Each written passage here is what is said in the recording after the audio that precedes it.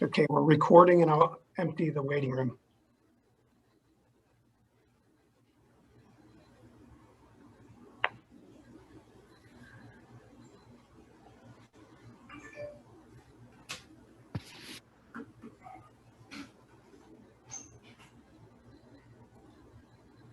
Good. So I suppose, looks like we've emptied the waiting room out. We've got everybody in. So at this time, 7:02, I would call the meeting to order. Ask the manager for a roll call, please.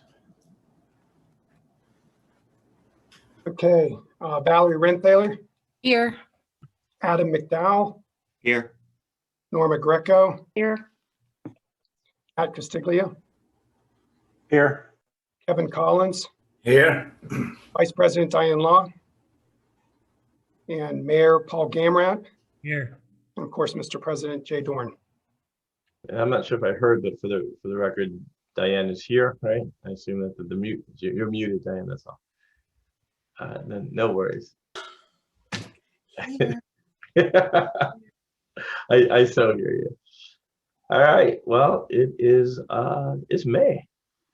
Welcome to what will soon be full spring, right? Just a quick shout out. May 2nd, for those who don't know, is both the birthday of my wife, the birthday of her twin sister, my sister-in-law, the birthday of my niece, and the birthday of another sister-in-law. So May 2nd is a bit of a complicated, busy day for me. Having said that, we've got a lot on the agenda as always. We will begin with one of the most important things in public meetings, which is the public. So at this time, we will take public comment. For those of you who have not been in a meeting before, don't know how this generally works. If you click on the participants, it should give you the option of raising your hand. At the time that you raise your hand, I am able to call on you. And then at that time, I'll call through all the people who raised their hand.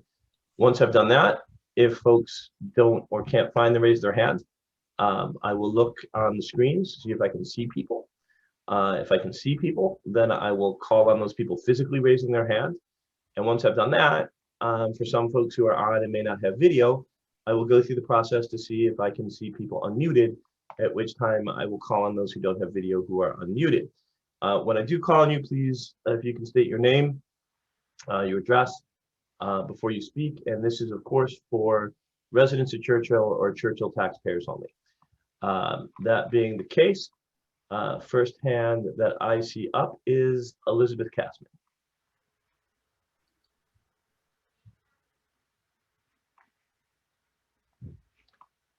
Elizabeth? Oh, yes, I had to unmute. Not a problem, I understand. So I'd like to speak about the Hillwood development. Sure, if you can just state your name and address, please. Oh, Elizabeth Kastman, 8 Holland Road. Thank you. You're welcome. I'm concerned that Hillwood is not providing the council with the information that it's going to need. I request, in addition to the traffic study covering the impact of the Hillwood project on road repair in the borough, including all neighborhood feeder roads. The report should also analyze the wear and tear on the stretch of Penn Avenue between the Borough Building and the Presbyterian Cemetery, Beulah Presbyterian, where the road has already collapsed twice. And then the borough engineer should present an estimate of the annual cost of these repairs. The report should also analyze the effect of the project on the schools and preschools in the proximity of the project in terms of school bus access, air pollution, and child safety. And I request that a hydrological analysis be done on the effect of the project on existing flooding problems on Beulah Road, not just the runoff from a single large storm. The report should quantify how the discharge from the Churchill crossings will amplify the existing problem. In order to account for saturated soils, the model simulation should be run with the precipitation from the rainiest spring season in the last 100 years, not just a single storm event. If it is found that the project exacerbates flooding, The borough engineer should provide remediation options and costs. I request a delay in the scheduled June council vote until Hillwood does these analyses to permit time for the council and residents to review these documents. I'm also concerned that council is not receiving adequate input from the community, since it's your job to represent your voters and not any other community or interest. You should publicize and hold a town hall meeting before further votes are taken. Not everyone in the community is aware of these Zoom meetings, so please provide a specific date and time for the town hall meeting. Thank you. Well, thank you for your comments. I will say, just as a side note, I don't know that in public safety interest, I'm going to have an in-person town hall meeting right now, just as we don't have an in-person meeting for council. So just as a side note, as a matter of safety that I'm taking into consideration to our residents, especially knowing that the age of the majority of our residents. But I do appreciate all your comments. Look for the next hand. I actually don't see any other hands. I'm going to give a second. I always do this. I kind of go back. Kathy, I will certainly come back for physically waved hands. I promise you. I just try to give one extra opportunity for folks who are looking for the button. All righty. Not seeing any looking for the button.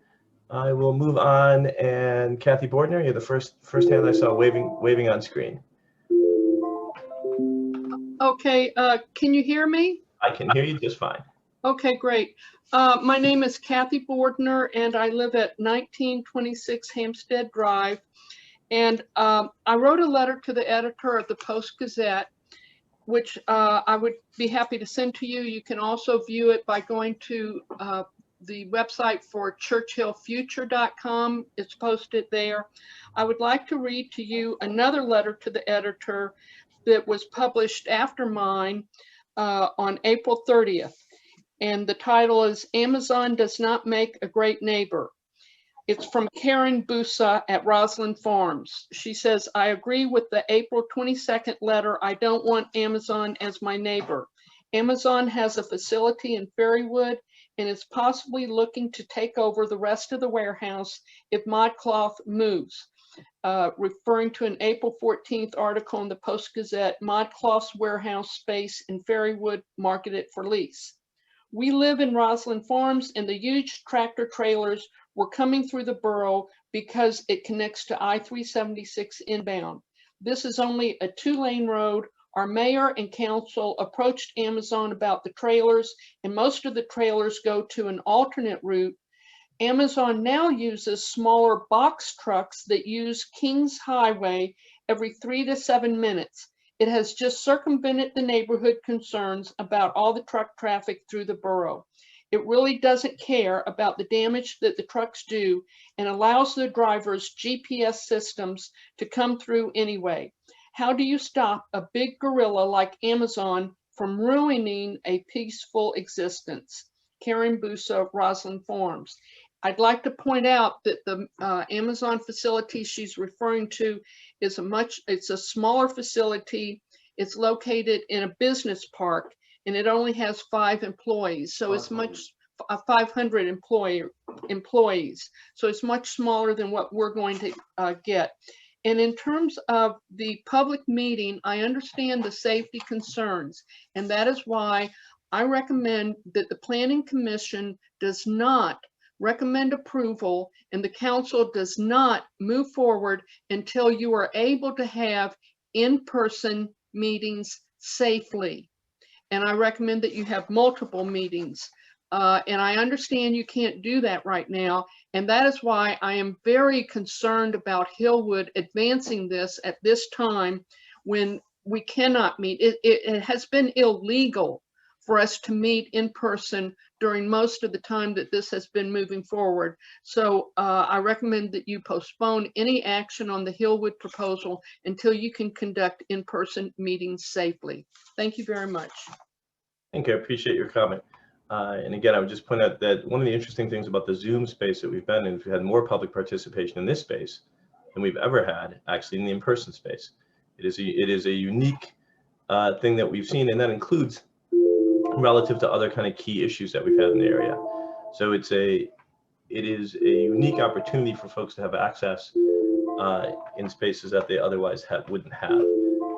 So I will see if I can turn off that wonderful alarm that's going on, and move on to the next person. I can see either a wave of a hand from anyone who, yes, Kate.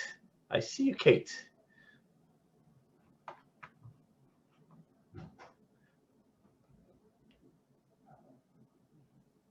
Hi, I'm Kate Kerrigan Hill. I live at 1441 Beulah Road.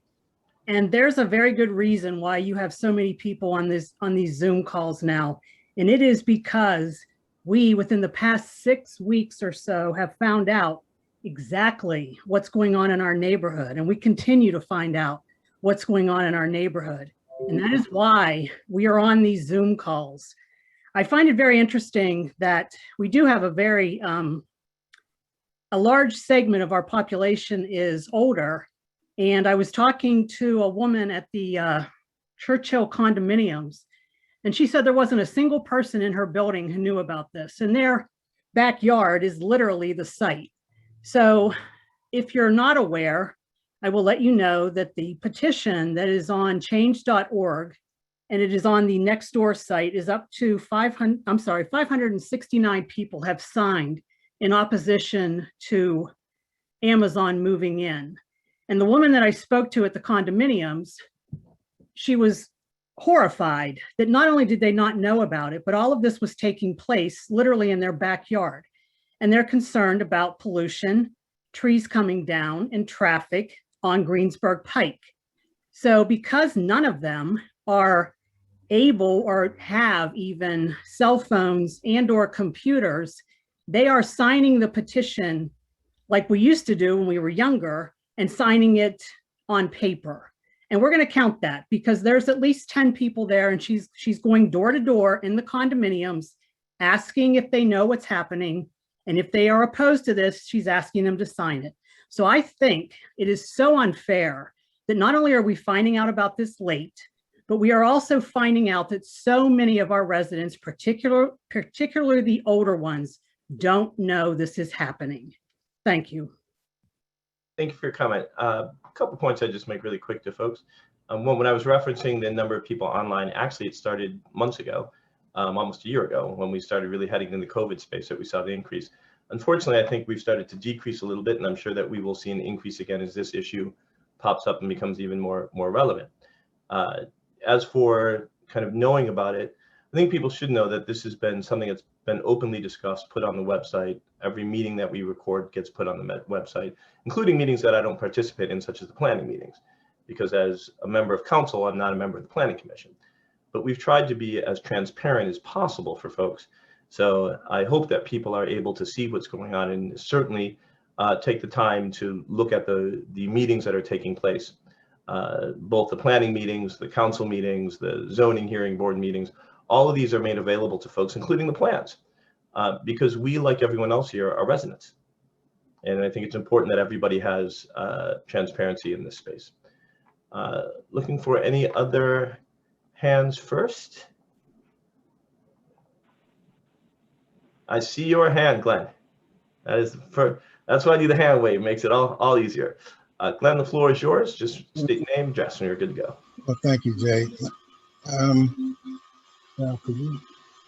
My name is Glenn Waters, 2425 Marbury Road. I've been a resident of Churchill for over 30 years.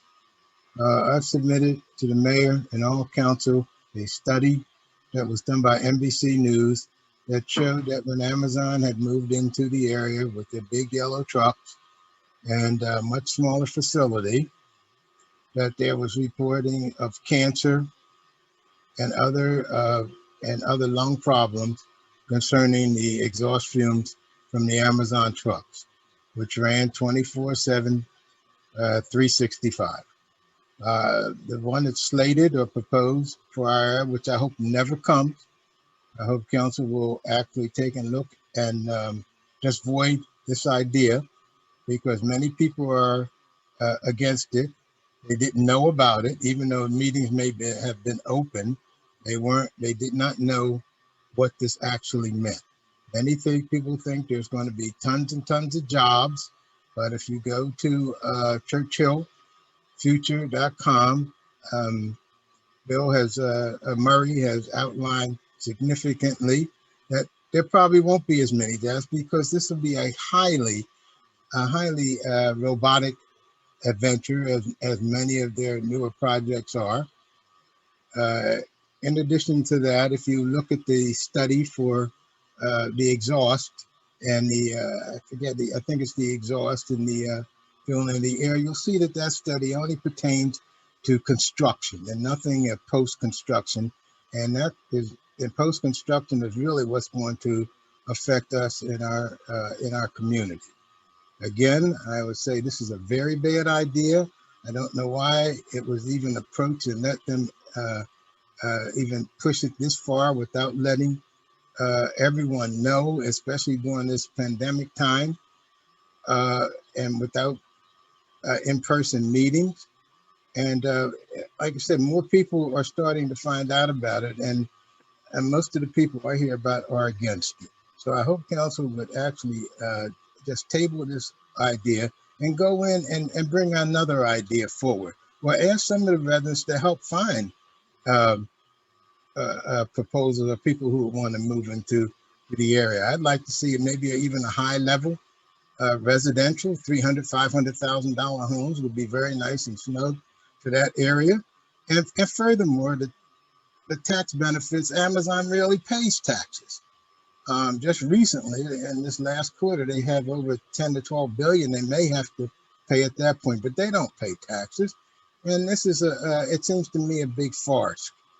And that's basically what I have to say. Thank you. I appreciate your comment. One, I think everyone should recognize that the members of the council are in fact residents of the community. And so we have the same concerns, I think, as everyone does, irrespective of how this works out, negative or positive, quite frankly.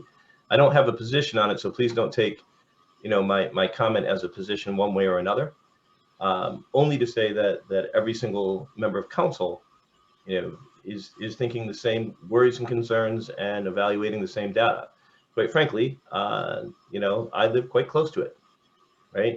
And so your comments about air quality are concerned that, I think everyone in the residence should have, and every council member should do their due diligence with. But right now, it's actually not in our hands. It's currently, I believe, in planning. I think the solicitor will talk about kind of the process in a little bit later. But certainly, I think it's important. The other thing is, I think it's always important that we kind of review the data that's in front of us, and that we have an engineer that we have, right? I think it would be foolish for anyone to assume that the engineers of a developer, any developer, right, have our best interest in mind. And so, irrespective of what's presented to us by any developer, Hillwood or anyone else, Amazon or anyone else, we have our engineers look at, right? We have our folks make the decisions on what's best for us. We're not going to sit and make assumptions based on the developer's engineers on studies, right? So whatever decisions are made here, they will be made with the best interests of our community. And quite frankly, no matter what decision is made, it will have both negative and positive impact, including not making a decision. Looking at any.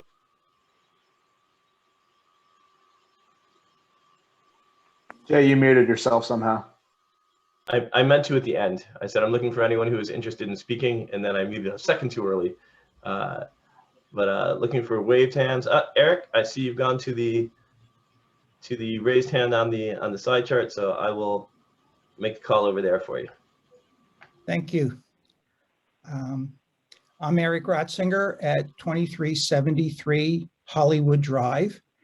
And I'd like to remind the residents that Ordinance 755 is a conditional use for this facility.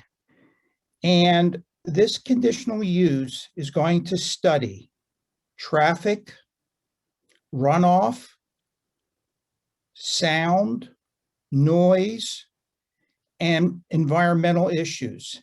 And our engineers will be looking at that. And if Hillwood can meet the conditions of our community, then I believe this project is worthwhile in doing. And in terms of taxes, I think the proposal right now is that they will pay $11 million in taxes to Churchill, the school district, and Allegheny County. And I find that we can do a lot of constructive, good things, infrastructure work in our community that will benefit all of us. Thank you.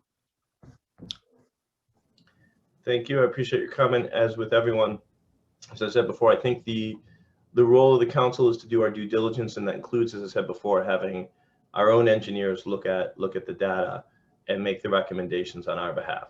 I can't emphasize enough, that it is incumbent upon council that we do our due diligence on your behalf and on our behalf as residents, because again, it is, when Glenn spoke to the issue of air pollution, it's my 8-year-old's lungs we're talking about, just as it is anybody else's. It is not as if I live in some other community or some distance 5 miles away or 3 miles away, or quite frankly, 1 mile away, right? I am the same people who live less than a mile away.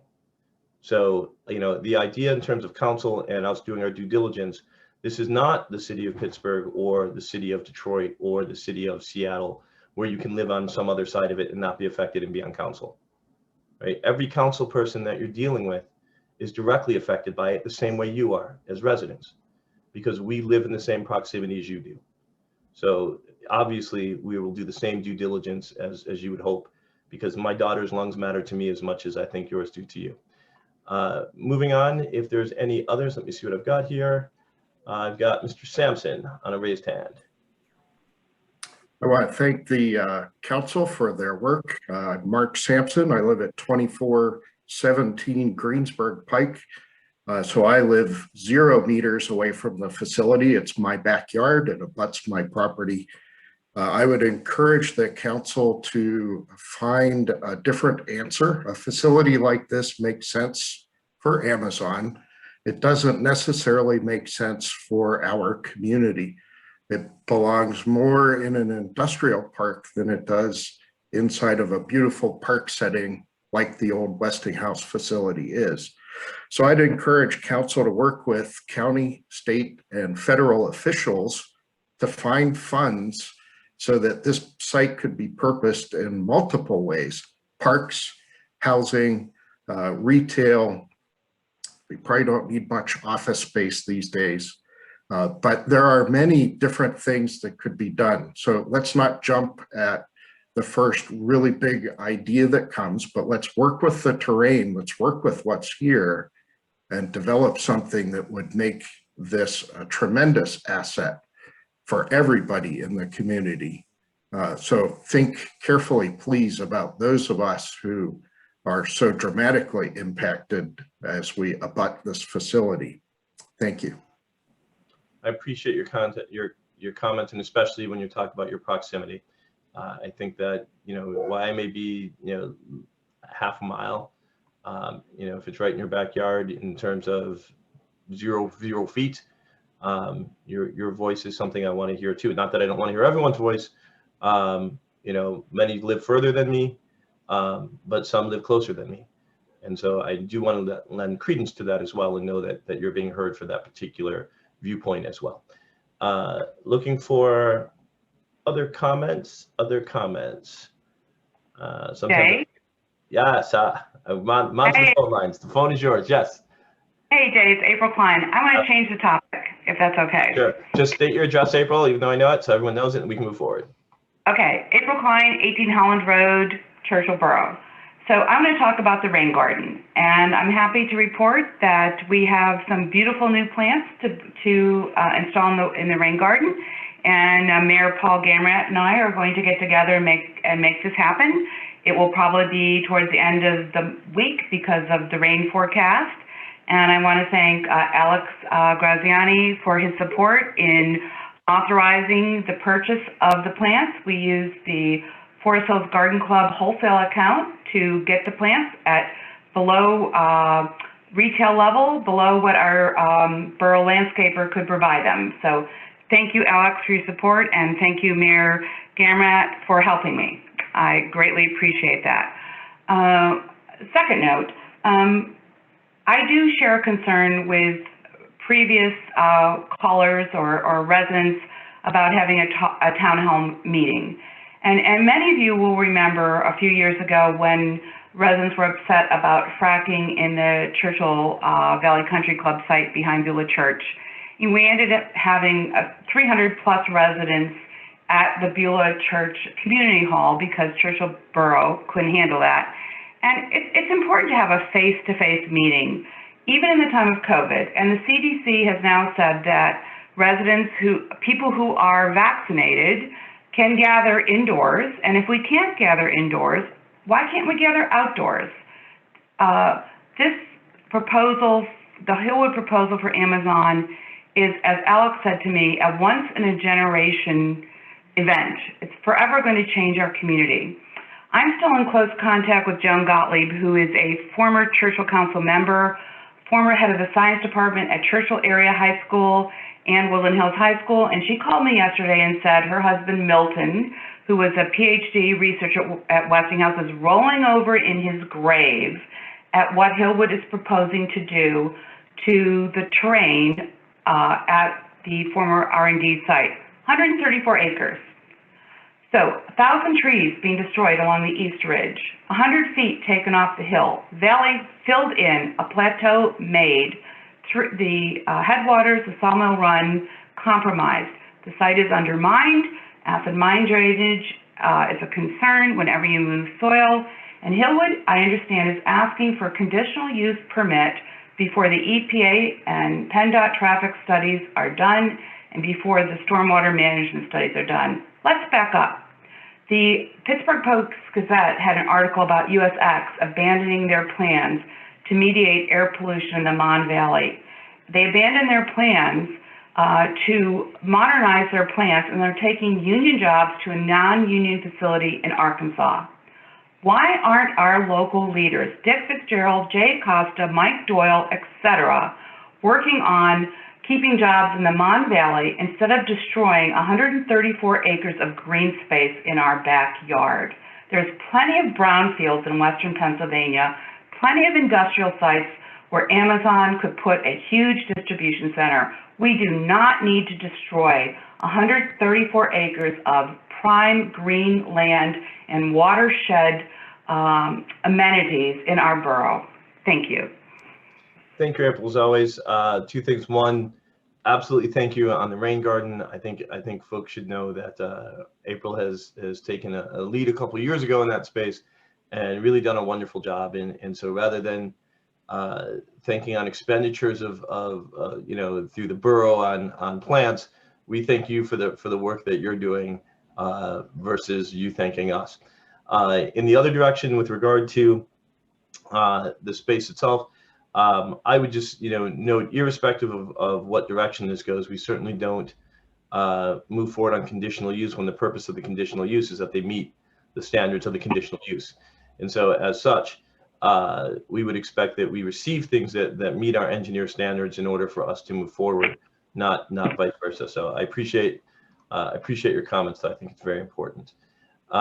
Looking for other folks. I like to take extra time to make sure everybody has a chance to speak, so I don't jump off this. So if you wonder why I kind of do this almost auctioneering sounding as I look for people to speak, because I'm also trying to give people time to find the mute button or do whatever they need to do to get unmuted, because once I close this, then I don't have time for public comment anymore, and I really want to make sure that everybody has a chance to speak in the public comment space. We'll give it one more second. Looking for hands up. Don't see any hands up. Looking for physical hands up. If you'd like to speak, just wave a hand if you can't get to the mic. All right. I think that closes out the public comment. As always, I appreciate and council appreciate your comments. It helps us to learn what people's positions and how we can best move forward. That being said, in the space of the workshop, I know that we've got, reports to comment on if anybody has anything that they like. I know that the mayor is still working on his, but if there's anything that people wanted to mention or talk about with regard to reports, we can do so. Otherwise, I will move on to committee reports. And I know that the tree committee did want to speak today. All right. Hearing nothing there, we'll head into committee reports. And as I said before, I do know that Ken, you had a report on behalf of the tree committee. And so I will pause and cede the mic to you. The floor is yours, sir. Tree committee report commences. Well, thank you very much, Mr. President. And I really appreciate the Borough Council giving a little bit more time. There's a couple of matters that have arisen. One to inform, and then another one looking for input on some matters that we're facing. I'll start with the easy and then work to the hard. There's three topics. The first one is on tree planting. We had successful tree planting at Woodland Hills Elementary School on April 15th. It was a wonderful event. And we still have, and there'll be an article coming forward on that effort, as well as Tree Pittsburgh conducted a tree giveaway at the high school on a week later on Earth Day. And we had 196 trees were given out to people within Churchill, as well as other municipalities within the school district. But one of the challenges we're still facing is that Tree Pittsburgh's providing 200 trees, with a good number of them going at the high school. And there's landscaping trees that the school wants to put on along the roads, like along Greensburg Pike, down on the driveway into the school. And so we're still in fundraising mode.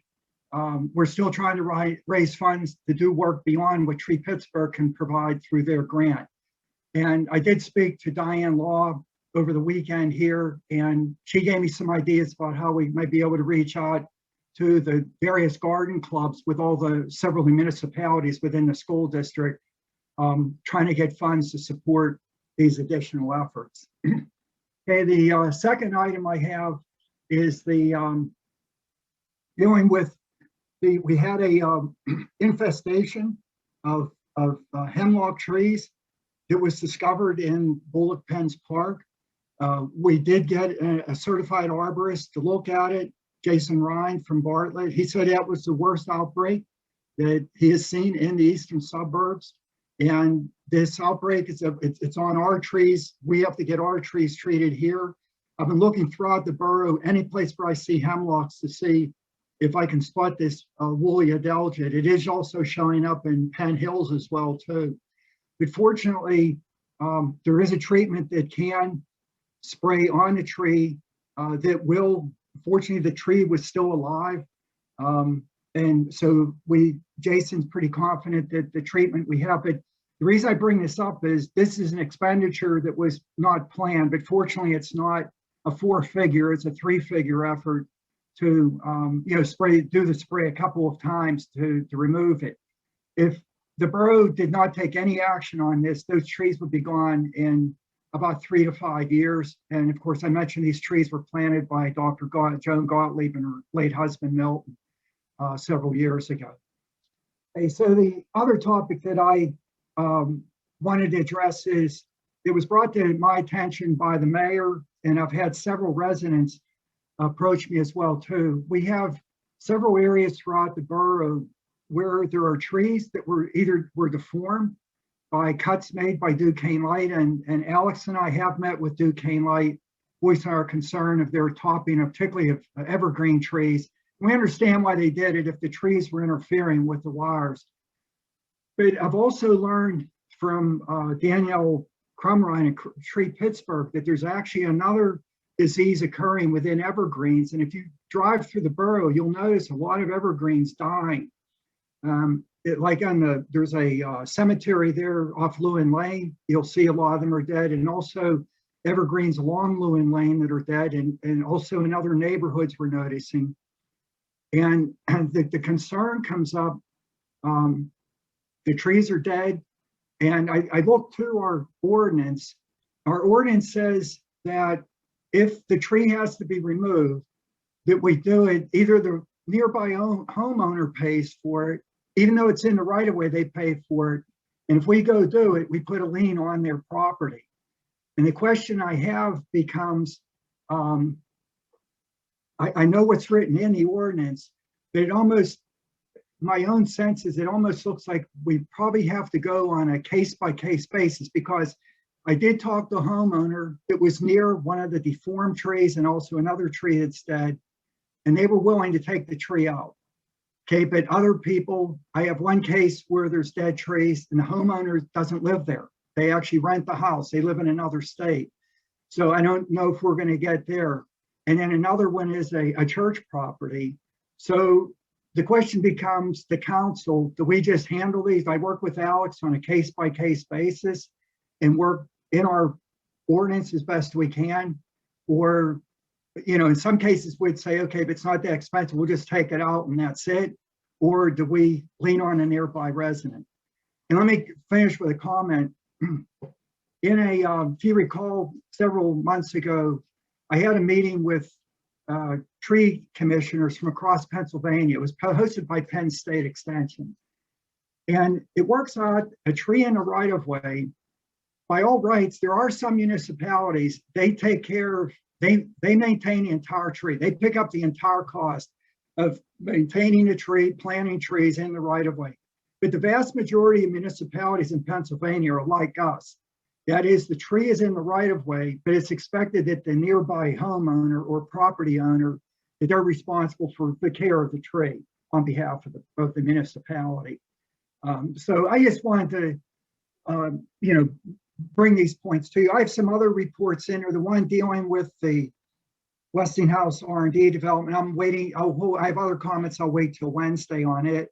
And we have educational efforts that I've been working with Judy Diorio. As soon as we can get in person, we want to have a tree workshop again to continue our education. I have an article I'm preparing also for the newsletter. But the main one I have, I wanted your attention on and be aware. And I don't necessarily have to have an answer tonight, but we have a growing number of situations where we have trees that are dying and actually can present danger, you know, to nearby traffic or people walking by. Thank you. Thank you. Appreciate the report as always. I think some of this we can speak with both the solicitor and the borough manager and try to sort that out. I think that's probably the best place for that. Okay.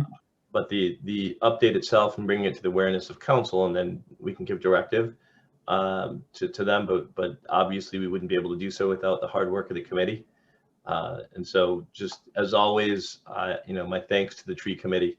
I know the work and dedication you all have. You're the most active committee, and I would be remiss if I did not point out the actual work that is getting done in that space. So thank you, Ken, and thank you for your report. You're welcome. Thank you. People are sending me emails. They address it Mr. Tree.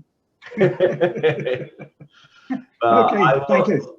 I will just tell you in my closing comment in the tree, as I said before, that my daughter is a big fan of the tree committee and of you and the work. She's heard, she hears it all the time when she's not sitting on my lap and trying to tell you guys that she wants a playground.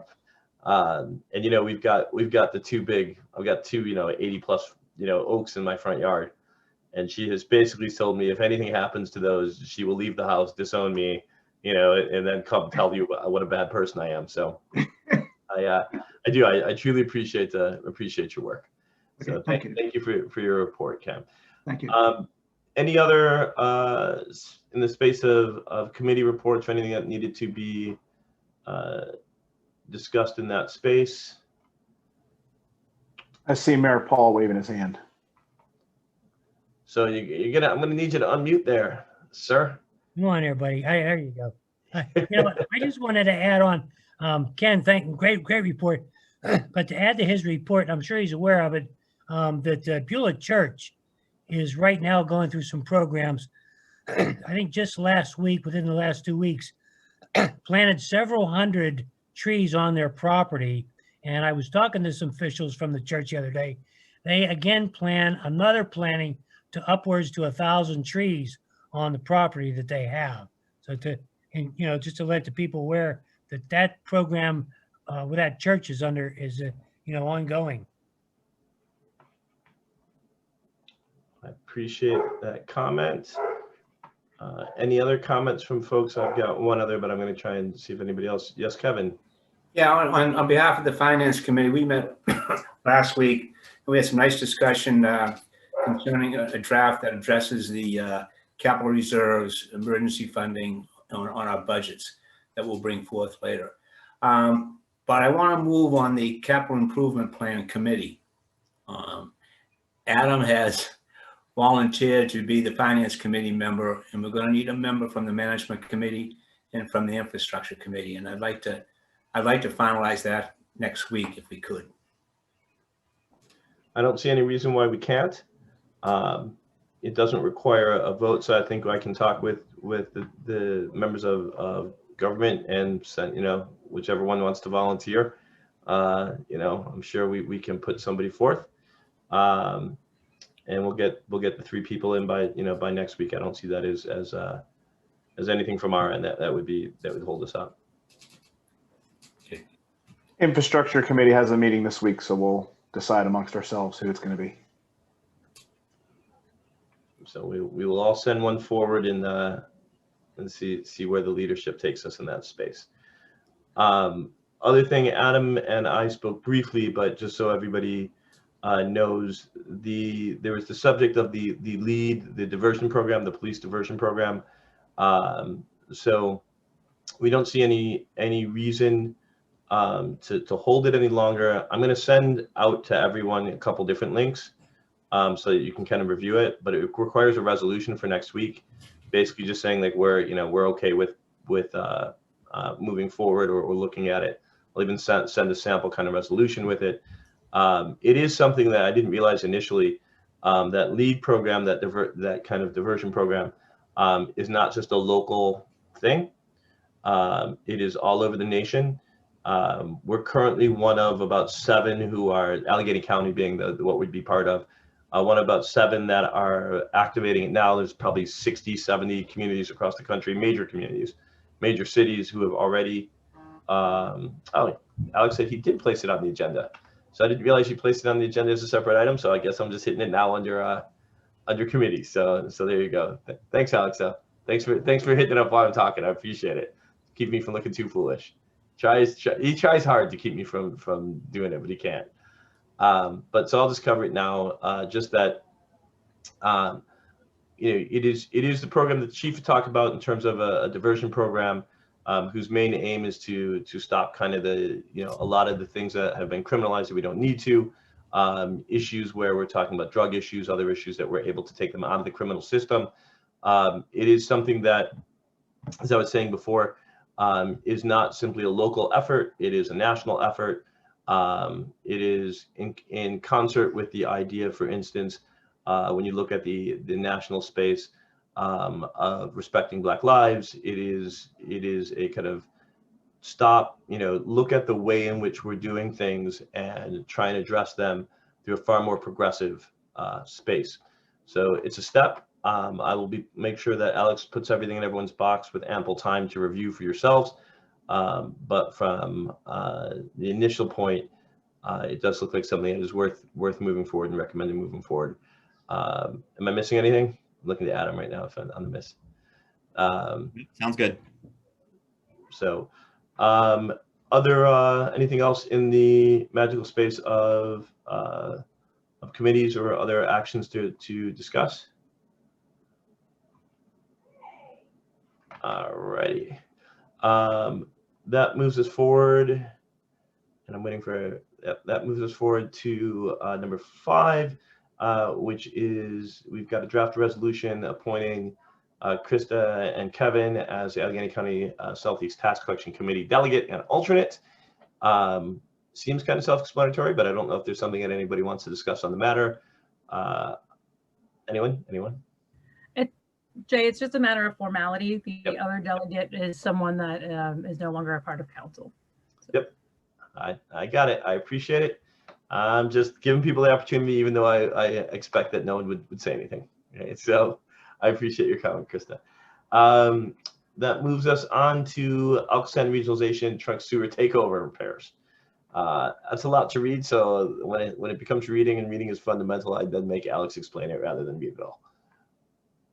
Sure. Thank you, Mr. President. And the solicitor, myself, and our engineer attended a meeting in Forest Hills, and we were able to hear an update of this project that's been in the works for a number of years. As everyone knows, Alcosan has initiated well over, I guess, a decade ago, a process of regionalization, large lines that collect sanitary sewer and take ownership and responsibility of that. In order to do that, they, in the municipalities that would be impacted, agreed to a methodology of studying those lines and a process to repair those lines. This particular line happens to be in Forest Hills, and there are some parts of the borough that flow via gravity to that line, and we're participating then in that. So I'm going to put back on the screen here, and what we can do is certainly look at the numbers, and Dennis and Gavin, you're certainly welcome to share with you. But on the screen, you and the residents will be able to see a number of things. And the biggest thing probably is the amount of money that Churchill Borough would be responsible for, which is approximately 5.8% of the estimated cost. However, please know that that might grow from $16,571.59 to possibly $20,000, for example, depending on how bids come in. But the goal is to bid it soon and have it done this year. And as noted on the agenda, which I'm going to move down a little bit here, is that an MOU would be prepared, which Gavin will work with the other solicitors on to make sure that our interests are covered legally. With that, I'll stop share. And Gavin or Dennis, would you like to add any more?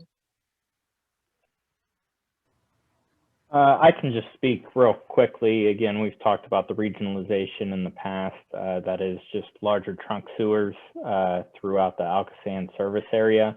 Alcosan was actually required by their consent order to work with municipalities in order to try to take over those trunk sewers. And that's just the larger diameter pipes that are a little bit more difficult to maintain. So none of these sewers are actually within Churchill Borough. They are downstream, and the borough does flow through that.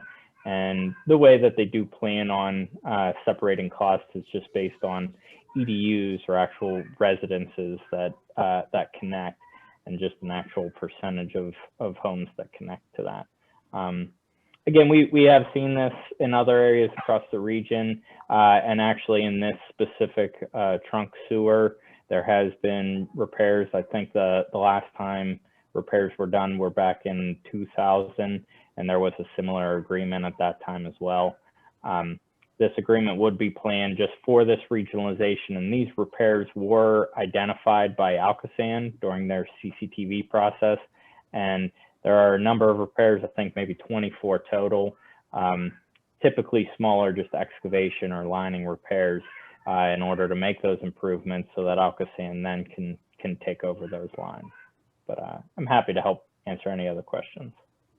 I have two questions, Dennis. I guess number one is, once Alcosan takes this over, is that kind of out of everyone else's hands? I mean, if there's a repair needed, are we going to get more bills in the future, or is it kind of on them and they build that into the rate that we then get charged later on, through the sewage collection? Well, ultimately, I mean, Alcosan does make their repairs based on, the total fees that they're collecting throughout their entire system, but it would not be based on this specific rate breakdown. It would be spread across all of Alcosan municipalities and all of their right. Okay. So if this particular line had an issue in the future, though, we wouldn't then get a bill that's split between Forest Hills and everybody else. It just, Alcosan is now responsible. They've taken ownership. Yeah, there is one part of the expected agreement that does require that municipalities maintain liability for 12 years. Gavin may be able to speak to that a little bit better than I can, but essentially it does seem like that's only for kind of unforeseen or unknown issues that were within the line, not necessarily little maintenance issues that come up over time. And that's the majority of the repairs right now are maintenance issues. And one other item that I had brought up in the past too is we don't necessarily want to take ownership or take a percentage of costs for upcoming I&I reduction projects throughout that same region, because that will be the next step. That's what's expected with the upcoming consent order. In Churchill, we've maintained the sewers, so we hope to have very few projects, or hope to be in good standing with the new Gold Line standards that are expected with the upcoming consent order. Okay, then second question is, when obviously at some point we would have had to tap in, or they, put their sewer in, I guess, do we have an operating agreement with them? And does this fall in line with our operating agreement? So that I've done some research myself and looked for some older agreements. There isn't a formal agreement specifically for this line. Like I said, the one agreement that we were able to find was one from 2000, which was utilized for larger scale kind of capital projects that were done on this line previously. So they are trying to follow some of those previous agreements. And once that agreement language does come over to Gavin, I'll look at it from that technical standpoint too, and make sure that it is falling in line with those typical agreements. And like we said, ultimately Churchill does flow through their system. So there is capacity that is being utilized by the borough of Churchill, but we do want to make sure that, everyone's paying their fair share then, if that is the case. Right. Okay. Thank you. That's all my questions. Kevin, the floor is yours. You're going to have to unmute. Okay, yeah, looking at some of the reports, there was one that mentioned our percentage of population going forward is 3%, and our share of the total cost is 5.8%. I'm just asking, is that old study, is it changed now? Is our population percentage changed, or how is the percentage being worked out? Dennis, can you help me there? Yeah, the spreadsheet that was provided, it does change from section to section based on the location of the repair. So based on other municipalities and how many houses they have upstream of that specific repair defect or that line that's in question. So that's where it may change in some places based on where it is located and how many homes from Churchill Borough. And actually this location is located near the Woodland Hills School as well. But in this case, they are only counting each building as one EDU, as opposed to making it overly complicated with multiple EDUs for the school, for instance. So that might be why you're seeing some changes there. Again, that's something that I'll look at a little bit closer with Gavin once the official agreement comes in. Thank you.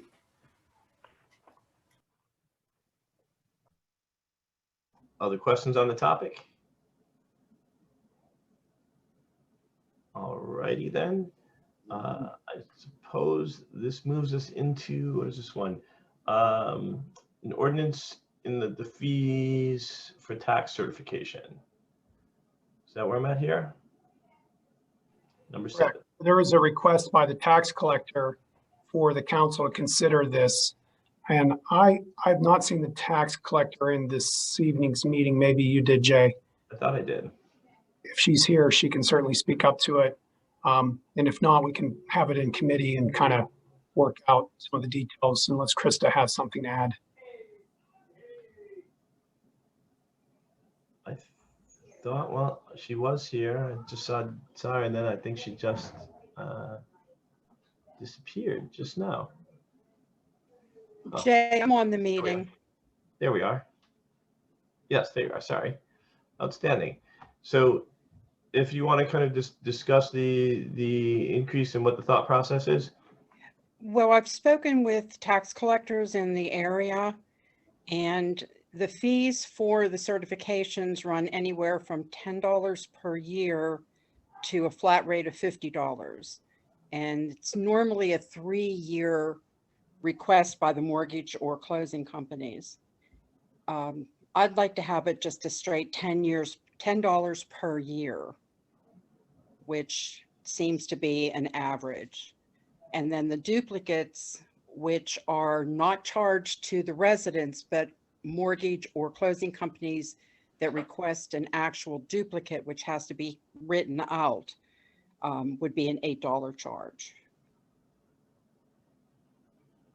Okay, and this is just for a bit of clarity. We're asking to change the fee. Is there an increase in costs? It's a flat rate, right now, a flat rate of 20, where it would go from a flat rate of 20 to a $10 per year request. So if the mortgage or closing company requests a 3-year report on the taxes paid by the resident, then it would be $10 per year, which is in line with what other collectors are charging. And again, the duplicates, which are charged to mortgage companies and closing companies, would be $8 because those have to be written out. And I know there's a little, so I hate to sound a little bit confused, but there's a little bit of confusion for me in this space for 2 reasons. And so maybe you can help clarify, and then if council has other questions, I certainly. The one is, if I understand it correctly, currently, and this is, I hate to sound silly. So currently we have it going through Keystone or through you for this? This has nothing to do with collecting taxes. Okay, that's what I'm asking. So this is mortgage and closing companies requesting tax year records from us for normally 3 years, but it could be any 1 year, 2 years, or the 3 years, or 4 years. I've been seeing 3 years today. And our current cost is $20 for how long? $20 flat rate. And what I'm requesting is a $10 per year. So if a mortgage company requests a 1 year, then it would be a $10 charge. If they request 2 years, $20, 3 years, $30. And again, this is keeping in line with other areas. Just one last question for me, and then I'll be quiet. I promise. What do they normally request in terms of the number of years for the $20? Normally 3 years is what I've done 6 so far, and all 6 of them have been a 3-year. Gotcha. And then my very, very last question, and I promise I'll be done. And just making sure that is or isn't passed on to our residents? Is it straight? No, there's no pass on. Okay. This is strictly a fee charged to mortgage and closing companies that require going in and finding the records and printing it and faxing everything to them. And it's just charge for my time is basically what it comes down to. And again, the duplicates have nothing to do with the residents. Again, it's mortgage and closing companies that want an actual duplicate of the tax record, which I haven't seen yet, but I know that companies do ask that. And that would just be a flat $8 fee. Sure. Matt, I see you're unmuted.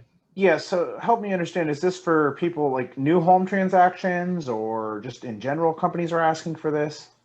I've given a really good example. My husband and I have paid most of our mortgage off this year. So the new home equity company requested our tax records. Okay. So this is for people that are buying, selling, or refinancing. Okay. And these mortgage and finance companies are requesting these records to find out make sure the taxes have been paid before they give them the home equity or new mortgage or. Right. Okay. So in one sense, we're saying, I guess it's passed on to the companies, but it does go back to our residents that, it's probably a fee they're going to get charged at some point. No, not that I'm aware of. I don't think the mortgage, this is something that's absorbed by the mortgage companies in their normal fees that they charge for closings. I see. Okay. Thank you. Oh, you're welcome. Any more questions? I'm happy to answer them. What is the current rate for duplicates right now? There is none. There is. have to be handwritten. So that's why, and again, keeping with surrounding districts, it's a fee of $8. Carol in Chalfont has been my main person that I've been asking questions as a new tax collector. And these are fees that she charges. Okay. And it's the $10 for the certifications per year and $8 for the duplicates. Thank you, Danielle. No problem. Anybody else on that end? Can I suggest, Mr. President? Yeah, go ahead. I was just going to say, I don't have the current deputy tax collector agreement in front of me, although I have an old draft. My recollection was that the deputy tax collector was going to be handling all duties of the tax collector for borough taxes. So I gotta say, I'm a little confused about where we stand with this whole thing. And I think it's probably best if we take some time for me to take a look at this and then report back to council for next meeting before any action's taken. I'm not so concerned about one second. I'm not so concerned about action being taken. I think that was my initial question about the Keystone space. Right. Yeah, the version that I'm looking at. Make a comment here. Keystone does not have access to past year records. I believe that's why it's falling into the tax collector's hand. As the deputy tax collector, they're collecting current taxes. They don't have the records from past years. And how do we get them the records? I don't believe we can. It's on a program that the school purchased. It's called ProSoft. And okay. That's kind of like a school space that we have access to in order to find the records. So, and I'm sorry to interrupt. I just want to be, as a matter of clarity. So having nothing to do with this, by the way, just something you said, I just want to understand something. So the borough, currently you're saying our prior tax year records are in the schools system and not on our own system? It's the school's computer. And I guess this has been set up the way it's always, and since the computer came in, I actually don't know how far back it goes, but the school owns the computer. The borough paid a fee for the ProSoft, and because the borough is paying that fee, then we have access as a borough and as a school. Okay, so it's a licensing agreement to ProSoft, I assume, then, in terms of our tax information. Yes. So the question then is simply exporting from ProSoft, right? So the data, possible. I would assume. If that's possible. Have we inquired to that fact? No, I haven't. But the tax season for Keystone is almost over, if I'm not mistaken. That was March and April for the discount, May and June for the regular, the normal price. I'm not sure how that would work with the ProSoft. It was something that would have to be investigated. So, Jay, I just want to make a quick comment that I'm not sure. It sounds like there's some issues that need to get sorted out. But one concern I see or have is, if we don't have these records and we don't actually have, a physical backup or, a duplicate electronic backup, does that put us in any type of, what happens if the school somehow loses these records or screws something up in the software? We do have access to it through the computer, the school's program. Well, but that's access, but we don't know where it's actually stored or how it's backed up. That's just Harris access. Computers. Harris Computer is the one that does the maintenance and the backup on the computers. I was online with him today going over some issues I was having printing a report, and they're the ones that have the ProSoft. Okay. So Harris Computer is the maintenance for the ProSoft, and ProSoft has all the records for the borough and for the school as far as the taxes. Okay. But I guess my question is does the borough have an agreement with ProSoft that they owe us those records and have certain, or is this just like? So if we're paying them I think that's something that Alex would be able to answer better than I can. Yeah, I guess my comment is, I want to make sure that we have our records backed up correctly and accessed, and that, if something were to happen, the way it was sounded was like, hey, the school district kind of has this and we just borrow it from them. But No. It's just their computer. They own the computer that we use. Okay. And from what I understand, we pay a fee for the ProSoft. So, as a borough, we pay the fee. So following that up, it sounds a little bit, and maybe you can clarify this for me, Danielle, that we are using a kind of mainframe ProSoft or something that's on a physical computer Yes. versus, let's say, a cloud-based version. Does a cloud-based version exist? One, can we transfer our information to the cloud to address this issue of being tied into a lease space of the school district? Again, I think following up with Matt's concern, I hold the same concern, I think, with regard to not just accessing the information, but how the information is backed up, how the information is kept, knowing that I think the current space, even the borough's main kind of information that we had was initially on a physical server. it's right, on ProSoft. that we moved off to cloud-based. So I guess I'm confused. Is ProSoft cloud-based now, or is it physical-based now? I guess is the question I'm trying to figure out. What I'd like to do, Jay, is follow up with Gavin and we can address these and maybe get a fuller picture to the council, because there's a lot of good questions and discussion being raised in this, Danielle, and I think you'd agree if we could work some of these out and then come back to council with some of those specific questions answered. No problem. My apologies, because this was really just about a $10 fee rate, and I took it at a whole other space that I didn't expect to be. Yeah, thanks a lot, Jay. I know. I'll take the heat for it. It is someone's got to take the heat. It might as well be me. But yeah, so that would be fine if you want to get back with me with the solicitor, Alex, and let me know kind of the outline to the details in the agreement and kind of where we are. And then council can make a determination, I think, with regard to how we want to see our records kept. And then obviously the tax collector can do with that as appropriate. Right, and just as a point of clarification before we move on, Mr. President, I did find the signed agreement, and is effective February 1st. The deputy tax collector is supposed to be conducting all tax collector duties, including tax certifications, and the fee in that agreement is $25. So we may need to update that to match Keystone's numbers. Okay. I think what we really need to do is figure out the mechanics to make sure Keystone's able to access these records. So I'll definitely talk to Alex. We'll talk to Danielle, and then we'll report back to council. That would be great. So we'll get that kind of squared away, straightened out, and allowed everyone to have clarity on how we can function best. Outstanding. Thank you. Thank you all. Appreciate it. Sorry for one quick question. This is one question. Where does the proceeds go into? For the fees? Yes. Those are mine. Those are fees that I'm working to produce the records. So those are fees. And again, this is the normal practice with all tax collectors. It's not something that I'm just, pulling out of the air. Okay. Understood. Thanks, Danielle. I appreciate it, and I appreciate you bringing up the thing. So we'll kick it back to Gavin and Alex and Danielle, and then you all can come back with some clarity for us, particularly understanding the role of the kind of deputy tax collector as our current status is.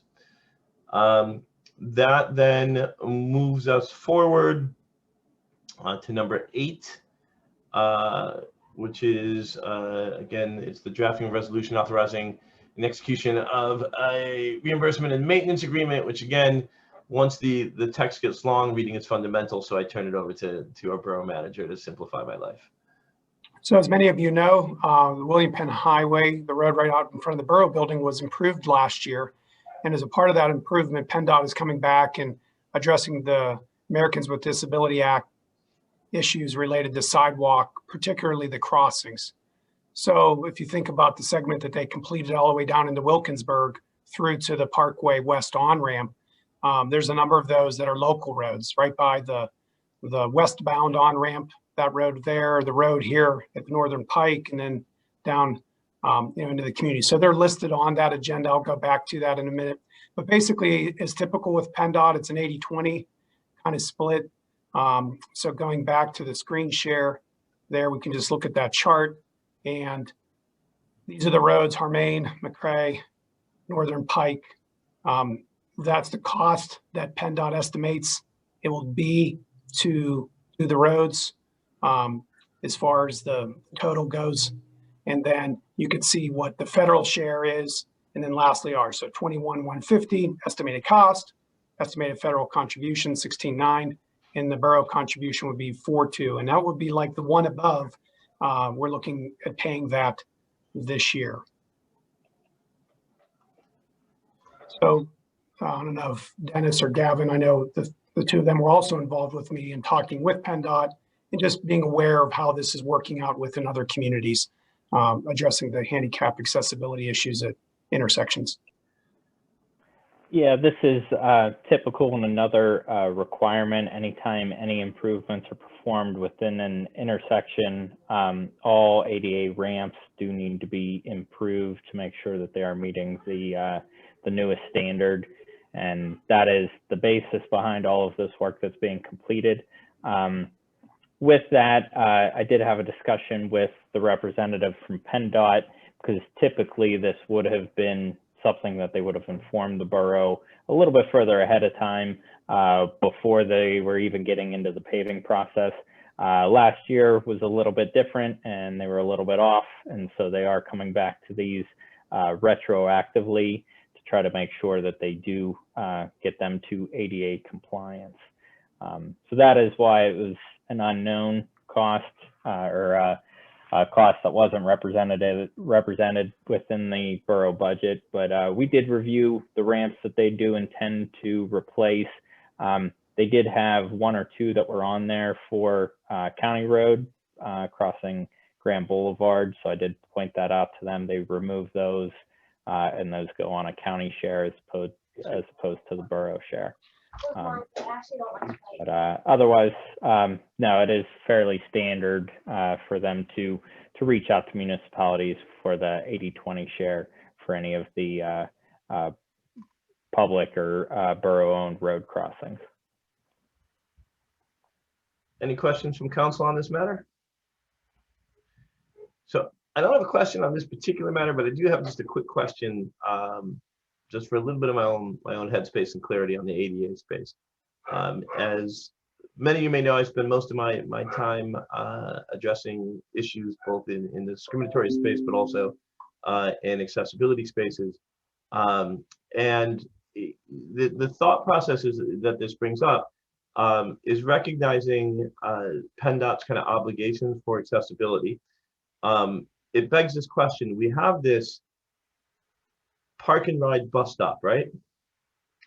And when I look at that park and ride bus stop, I'm trying to figure out, is the Port Authority not interested in persons with disabilities getting access to Churchill? And what are the obligations for the improvements that would be necessary, since they did cut the curb cut into grass right there across the street, and it's William Penn and Beulah. So I don't believe either one of those streets belong to the borough, if I'm correct. So from both the obligatory standards that they have in order to make their transportation accessible, and then the kind of paving and kind of sidewalk space, is there a potential issue in the fact that I have a curb cut that just goes to grass? I'll turn that over for either my engineer or my solicitor to answer for me. I would say maybe, and it's probably worth inquiring with the Port Authority about that issue. So what I would like to do, both for the matter of accessibility for our residents, and also I think in really looking at making sure that the Port Authority is doing their job for the people of Churchill, is why don't we reach out to them if you can, Gavin, and if Dennis is necessary, and talk about both the fact that they currently have contracted for a park and ride that forces across the street, And so there's no access that way for someone with a disability, meaning there's not a path, there's not a concrete path. Persons without disabilities can't get up and down that kind of hill when it rains, let alone persons with disabilities. And then the other way coming across the street, again, it's a danger for persons who don't have mobility impairments, let alone those who do. So if you could reach out to them, let them know that we are inquiring as to their obligations under Title 2 and Title 3 of ADA, that it would be in their best interest to respond so that we can get some understanding of how they're using the funds that they receive from state, local, and federal governments. Duly noted. Sounds good. Outstanding. Thank you both. I appreciate it. Any other comments in that space? Thanks for bringing that up. It just kind of rang a bell to me. Yes, Mr. Mayor. Speaking of that park and ride and the handicap accessibility, I just talked with the woman from the church about the lack of the sidewalk that brings people from the park and ride to the bus stop. And one of the things that came up, not just the other day, but in the past, when I talked with Representative Summer Lee about getting something there, if there were a sidewalk in there, then that leaves the church, and it's church property, that leaves them responsible for the maintenance of that. That would be during the snowstorms, that they've got to clean it and take care of it, and the liability if someone falls on there. So I'm wondering, where does the state fall in with that category? I mean, that's just a comment that I'm throwing out there. And I would point out that your comment is well understood in terms of the liability end. I would also just harking back to the time when I ran a nonprofit that addressed this issue pretty directly, I would point to the church that in contracting with the Port Authority, they do most likely, and I am not an attorney, so I don't give legal advice. I may know a thing or two about the Fair Housing Act and the ADA, but that's about it. But I would point to the term vicarious liability that indicates that in contracting with them and being part of the process of ensuring that individuals are on that parking ride, that they hold both the ADA responsibility and liability as much as they would hold a slip and fall. And the ADA tends to hold a little heavier weight than slip and fall when you start talking about litigation. So I think it's in everybody's best interest that we ensure that the access to transportation is done in a way that ensure our most vulnerable have that access. And so our current park and ride setup really is prohibitive for individuals with disabilities. Thinking down the road, as I start thinking about trying to produce a park that would make sure it was inclusive play for people with disabilities, I can't think of a worse scenario than to have a park that people couldn't get to because the bus didn't let them get off. So just some thoughts on my mind. The solicitor can move it forward, and we'll see where it takes us. Thank you. Thank you. I appreciate it. Any other comments on that? Because I know I'm holding everybody up with this issue. So, with that being the case, that takes us to number 9 on the agenda, and we know that we have already covered the lead space, so I don't have to kind of punch through all that. And so that takes us to the very, very last thing on the agenda, if I'm correct. Am I missing anything, Alex? Before you adjourn. I'm not adjourning yet. Don't Okay. worry.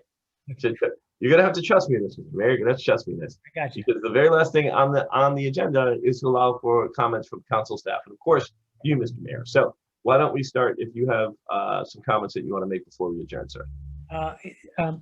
My comment actually was going back to, I believe, number 4 on our agenda. And I only bring it up because I was contacted by a representative from the EMS concerning contributions to that organization.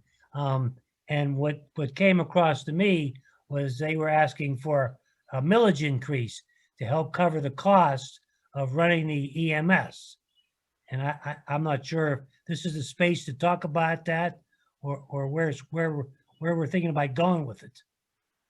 So this is the space to talk about it. I think when we talk about mill, we've just gone through a budgetary process. So, that may be something, and I look to the borough manager to talk about maybe for next year's budget in terms of including that in the mill. But this is more a question of budgetary at this point than the millage itself. Because I don't think I don't know, and I don't want to speak for all of council, whether there's an appetite to actually work to increase the millage again right now. I think more appropriately, there's probably an appetite to look at what the budgetary contribution is off the existing budget.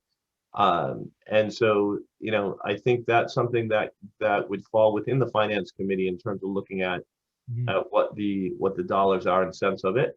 I certainly we can refer that back to the finance committee to look at that, and then they can report out what's a feasible space in addressing that.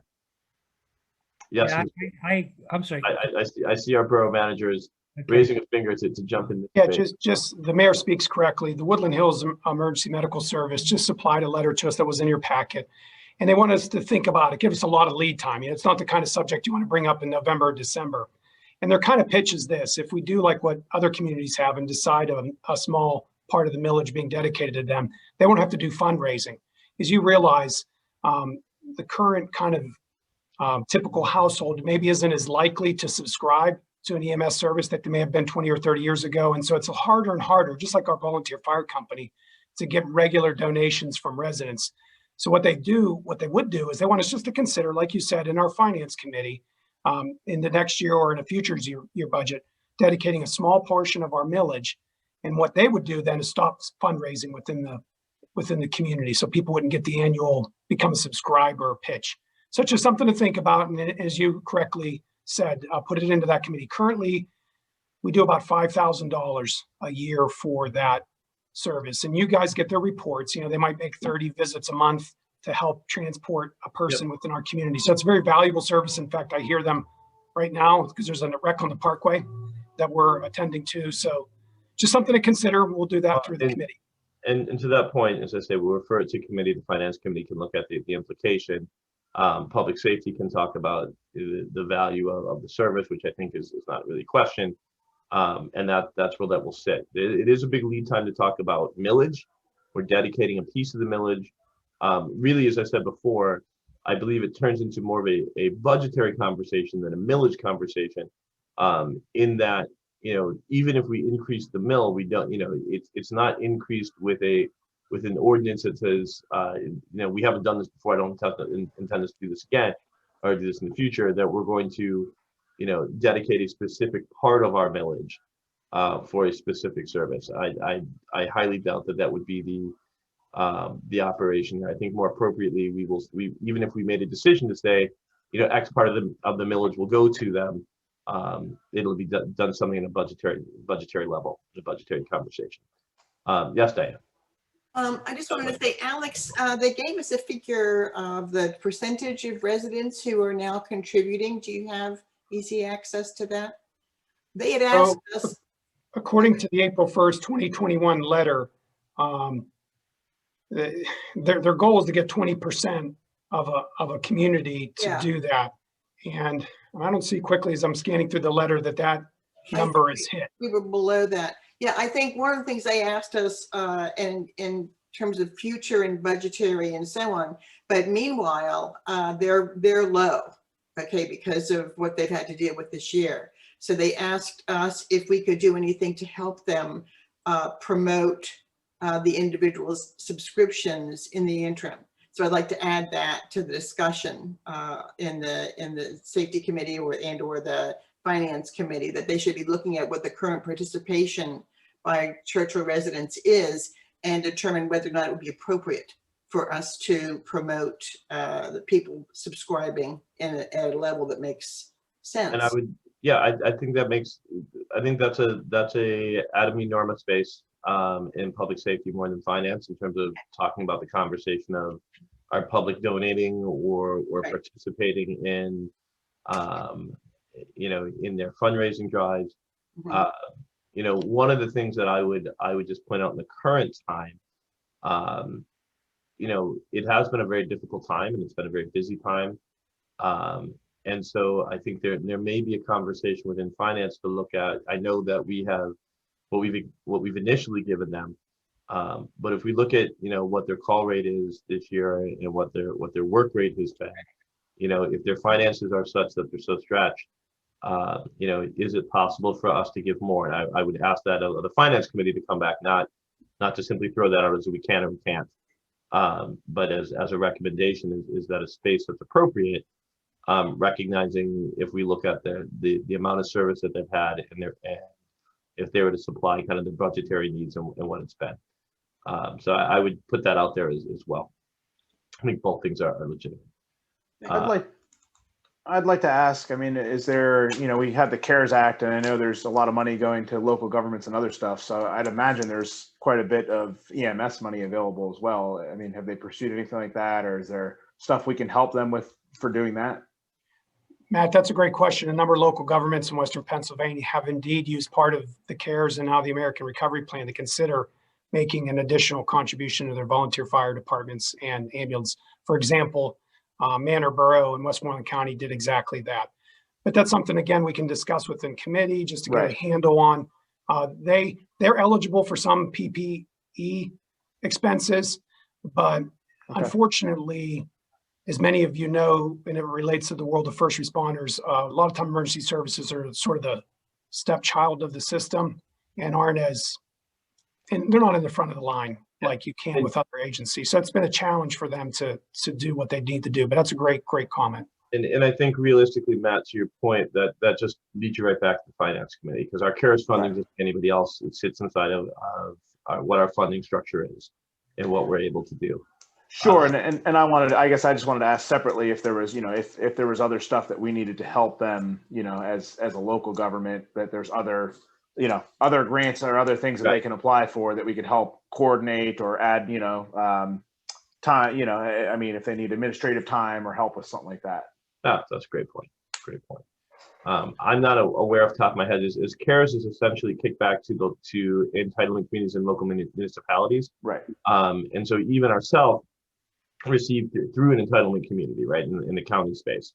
And so you have to first be the entitlement community, which is receiving effectively the federal CARES dollars, and then that gets dispersed out. So it really becomes incumbent upon us to make the decision on how we're going to expend the CARES funds that we have, or the county or anyone else. But I think your point is great, and if there are some other if there's some other funding sources that, whether they're aware of or we're aware of that require a municipality, right, in order to apply, because that's really, I think where we would be most helpful in those spaces where they're not able to apply as an individual 501c3 or what they may do. But if you have to be a municipality, then that's something we certainly could assist with. I think that's a great option. Again, so I will put that actually a little bit on their shoulders to come to us with what they need. Versus for us to seek it out in that space. It's a little more challenging. Okay, unless there is other discussion on that matter, was there anything else that folks wanted to comment on before we finish this out? I go downstairs and deal with the birthdays of, like I said, my wife, my sister-in-law, my niece, my other sister-in-law. Mr. President, did you want me to take a quick run through the status of the Hillwood development? I do, because my wife's birthday can wait. So, but no, I think it's important for the residents. So why don't we go ahead and take a run through on that? Okay, I won't. I'll try not to get too down into the details here, but I think number one, I think the timeline is something that everyone should be aware of, or at least as it currently sits. As the folks on the call, certainly council knows, and most of the residents on the call, this application, there are two applications pending. One is for a conditional use, which is essentially zoning approval. There's also a land development approval that's pending. And these applications have been discussed, frankly, at public meetings for over a year now, with more and more detail as time has gone on. So, over the past 3 or 4 months, the Planning Commission has dedicated almost its entire meeting to, presentations by the developer, response comments by the engineer, a little bit of back and forth, and then an extensive public comment process. So certainly we've been getting a great turnout for that. I think we hit close to 100 at one of those meetings. And a significant amount of those folks have been providing input that is being considered and taken into account by the developer, but also by, the borough's consultants in holding the developer essentially, to the task of meeting the conditional use requirements. So that's sort of just in a broad range where we are. So right now we expect, well, we know it's going to be an agenda item this Wednesday. And that specifically is the conditional use. Conditional use, according to our ordinance, requires the developer to do studies, traffic, lighting, sound, general environmental, and stormwater specifically, and then propose different ways to mitigate those impacts on the community. In order to get approved by the borough, they need to, number one, do the studies, and number two, show how they're going to mitigate those impacts. The borough, the developer does provide those studies, and they are turned over to the borough's engineer primarily. Dennis leads his team and a group of sub-consultants who are specialists in different areas such as lighting, sound, areas where Gateway Engineers doesn't necessarily have experts in that particular area, to sort of provide additional vetting, review, and comments back to the developer based on the studies and mitigation plans that are proposed. So it's a very iterative process. There's a lot of back and forth, and it's a lengthy process.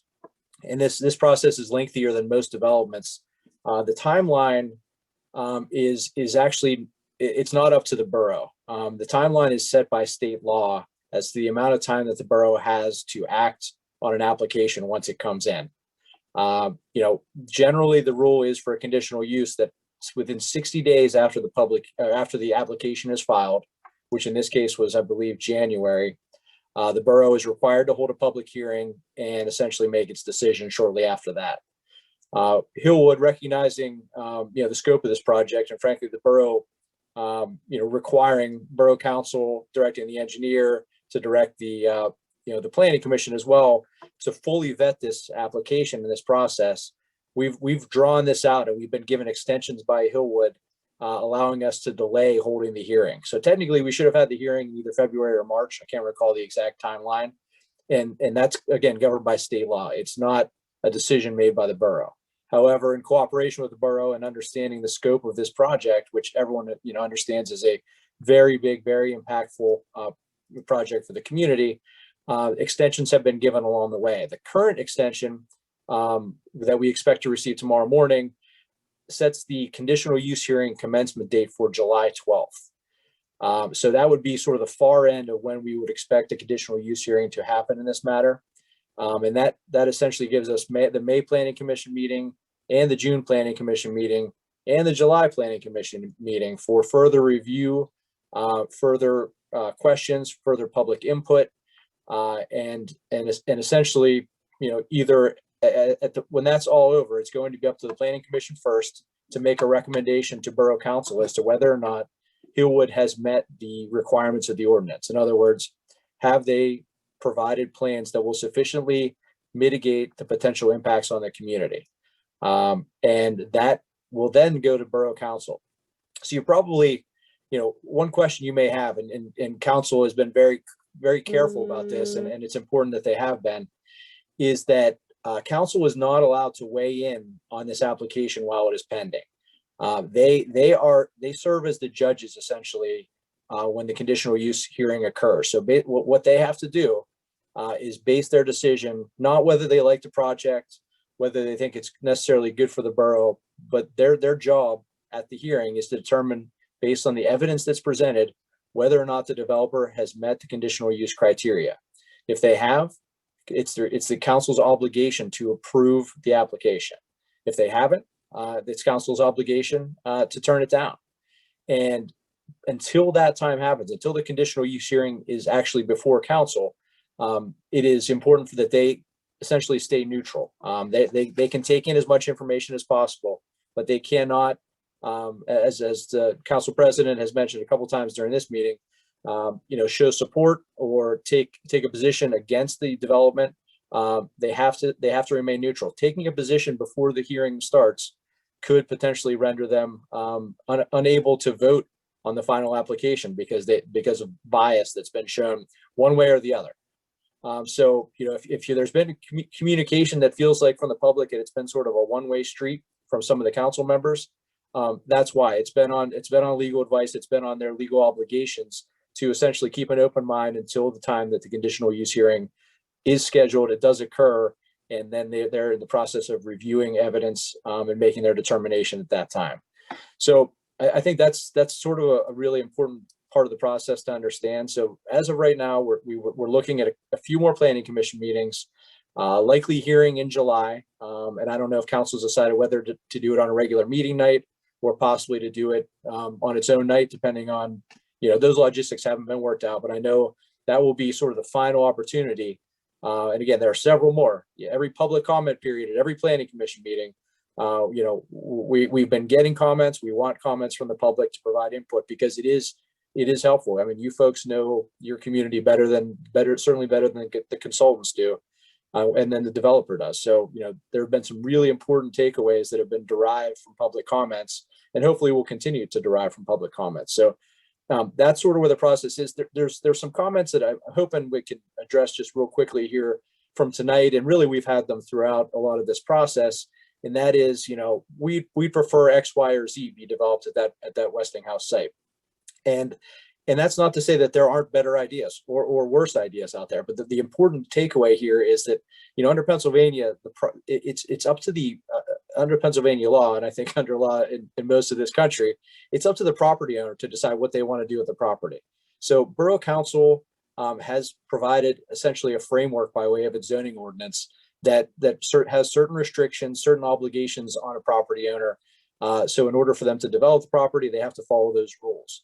But the borough is not in a position to say, you know, not that we don't like this development, but we prefer you put in, say, a shopping center or some residential or whatever it might be. At this point, property owner has the right to try to develop the property consistent with the framework of the zoning ordinance in the manner that they see fit.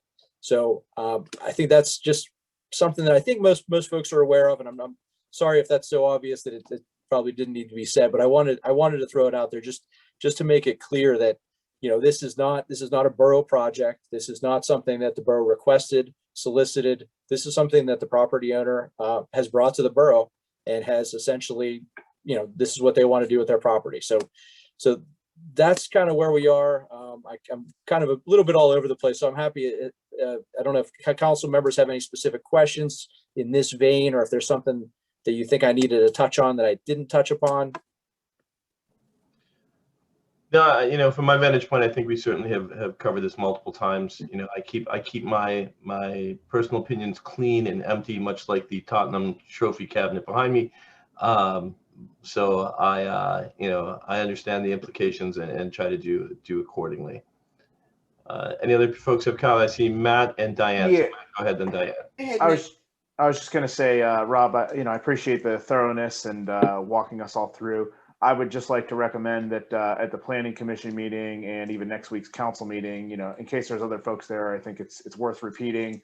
And I might even suggest that it kind of be the first thing we do at the meeting, you know, just because I think it helps people understand the process a little bit better. I mean, even myself included. Sure. I think that's a great comment, and one that we can lead with in following meetings, because I think people don't understand that point. Diane? Yeah, I just wanted to say thank you, Gavin, because I think that for all of us, there's a forest for the trees thing. You know, we've been at this now for so long that it's important to realize that the point you just made about the private property rights, the borough does not own that property. It's a private property. I really appreciate what you've done, and I agree with Matt that if we could start out this way at planning on Monday or Wednesday, I think that would be helpful. So thank you. Alex, did you record that? We can just replay it next week. That way I don't have to go through that again. He did, but you're going to need to memorize it. That's the deal. We recorded it for that purpose. And clean it up, a little more pizzazz, maybe. You got it. You got it. You got anything in the background you could do? A little sparkle, a little something, maybe some silverware? No. Fireworks? You're doing it silverware. I don't have silverware now. Is it possible that could be done before public comment, just because I have a feeling that some people may have some questions? Yeah, no, I kind of thought about that tonight too. I kind of thought, well, maybe I should be giving the speech now, but I think that's a good idea. And I know that is part of the plan for the planning commission meeting. So yeah, I appreciate that, but much like Tottenham, you blew it again. Such is the world we all live in. Anything else from folks in this space? I'd like to ask a question. Sorry, it is only for council at this point. Public comment was closed off. So my apologies, but that in terms of process, that's how it's got to go right now. And Mr. President, at the borough website, they can find links to the project documents, including a treatise on a conditional use procedure in Pennsylvania, so that people can read for themselves what the municipality's planning code structure is related to this process, so that they can slow down some of what the solicitors said to us this evening. Sounds great. Any other comments? All right. Hearing none, I'll entertain a motion to adjourn. So I'd go with my wife and my So moved. Is there a second? Second. All right. Sounds like majority for me. Game, set, match. Thank you all for coming. We will see you next week. Same bat time, same bat channel. Thank you. Bye. Everyone. Good night. good night, all. Jay. Take care, everybody.